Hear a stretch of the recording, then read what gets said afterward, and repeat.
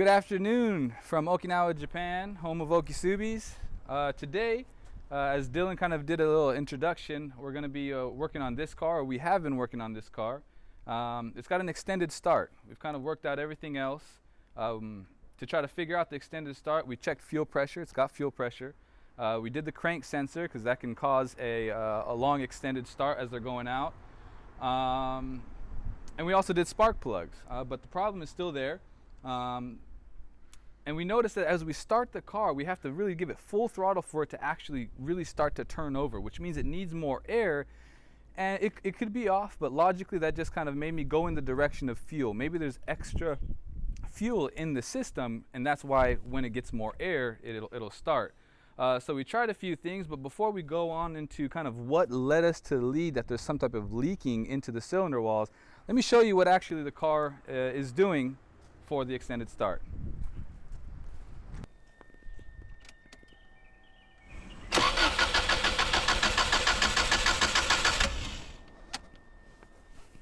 And you can do that a good 2-3 times, and it's going to actually continue to do the same thing unless you give it some more gas pedal. So if you give it more throttle, if you open up the throttle basically. So if you want to look over here in this little fuse box, it's pretty much the same location throughout all years, but these two right here, one or the other, we just pull them both out because I keep forgetting which one is which. But if you were to remove these, you actually will disable the fuel system.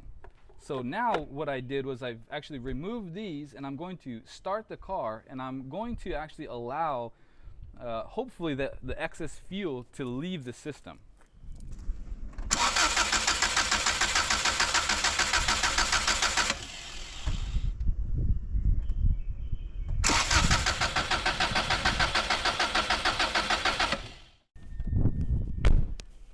Alright, so we knew that wasn't going to start because we pulled these fuses, right? But now, theoretically, the fuel, if there was any excess fuel in the cylinders from like a leaky injector of some sort, now we plug these back in, we activate the fuel system again, and now we'll see if it'll start up right away.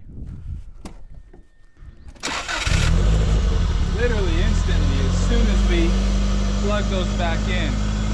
So now the thought process is, well, once we clear the actual fuel out of the system, so we're actually going to check the injectors.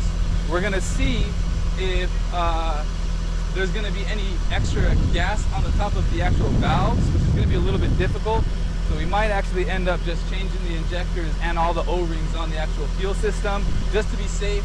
Really want the customer to be happy, and it's been a long journey for him to kind of get everything all worked out. So better just to do all injectors, all seals, and make sure everything is good to go, just like we did with the spark plugs. We'll give you an update as soon as we try it out, and hopefully it works.